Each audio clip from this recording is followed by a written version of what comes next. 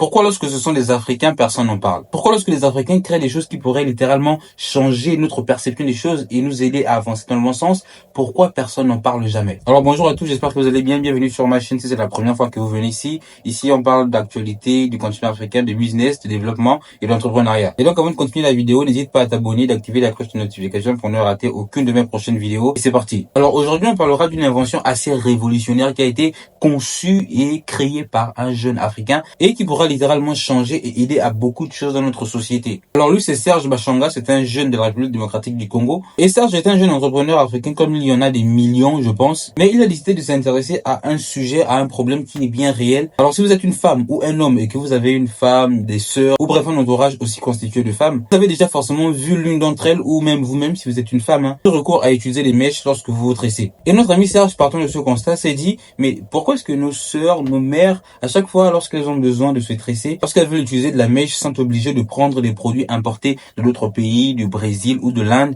et encore que on sait dans quelles conditions souvent ces mèches sont extraites pour les mèches naturelles en tout cas. Et notre ami Serge a compris qu'il y avait un problème et a décidé justement de trouver une solution par rapport à ça pour éviter que les Congolaises dans un premier temps et les femmes noires par-delà le monde entier puissent encore utiliser des mèches soit extraites de la tête d'autres personnes qui parfois ont perdu la vie ou des mèches synthétiques. Il a réfléchi et il s'est dit mais pourquoi pas créer des mèches 100% naturelles pour les femmes? Est-ce qu'il n'y a pas un moyen naturel de créer ce genre de produit-là? Parce qu'il faut savoir que ces mèches synthétiques qui sont utilisées très souvent, elles contribuent justement à la destruction de l'environnement. Mais bon, je reviendrai sur ce sujet un peu plus tard dans la vidéo. Et donc ça s'est inspiré de quelque chose d'assez spécial, on n'y penserait pas à première vue. Il s'est inspiré des fibres de bananier pour créer des mèches 100% naturelles. Là, mais vraiment, c'est un scoop, des mèches qui sont créées 100% naturelles. Et on pourrait penser de prime abord que peut-être que voilà, elles ne sont pas très bien faites, ou il y a des problèmes dans le visuel, elles ne ressemblent pas véritablement à des mèches, mais le rendu est juste extraordinaire. Ça ressemble vraiment à de véritables mèches. Bien évidemment, le fait de créer cet outil-là a énormément d'avantages,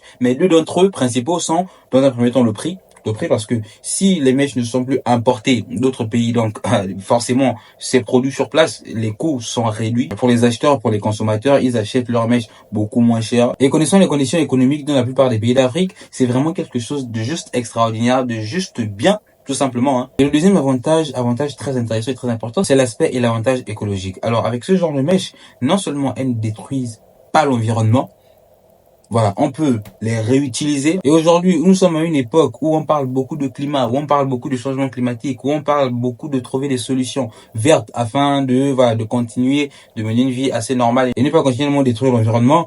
On ne voit pas ce genre d'initiative mise en avant. Je suis désolé, mais si ça avait été créé par une personne en Europe, aux États-Unis, un Américain, Canadien ou je sais pas quoi, un Allemand, un Anglais, un Français, le produit aurait été mis en avant, mais vraiment dans le monde entier. Et là, pour moi, c'est clairement quelque chose de révolutionnaire. C'est-à-dire qu'aujourd'hui, l'industrie de la beauté et du cosmétique, de façon générale, ça pèse des milliards d'euros, mais véritablement des milliards.